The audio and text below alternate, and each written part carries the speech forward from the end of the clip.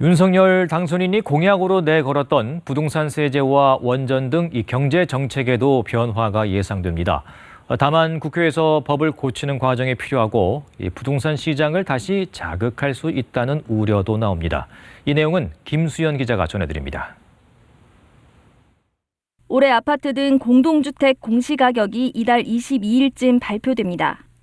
재산세와 종합부동산세 등의 기준이 되는 공시가격은 올해도 큰 폭의 상승이 예상되는 상황. 윤석열 당선인은 공약을 통해 공시가격을 2020년 수준으로 되돌리고 1주택자 종부세 부담도 낮추겠다고 밝혀왔습니다. 종부세는 그냥 폐지하는 것이 아니라 재산세와 두 개를 합쳐가지고 합당한 과세를 하겠다.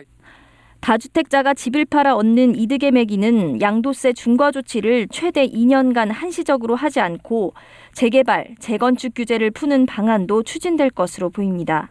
다만 이런 규제 완화를 위해선 법을 고치는 국회 처리 과정이 필요한 데다 상승세를 멈춘 부동산 시장을 다시 자극할 수 있다는 우려도 나옵니다.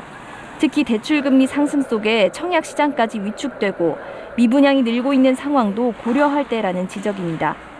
무리하게 대출을 일으켜서 주택을 구입했던 분들의 경우 이자 부담이 커지면서 테러를 확보해주는 것들도 숙제가 될 거고. 원전 정책도 대폭 바뀔 가능성이 큽니다.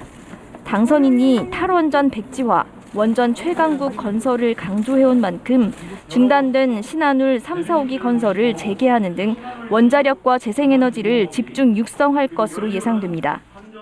과학기술 선도 국가로 발돋움하고 한국 경제를 다시 성장 궤도에 올려놓겠습니다.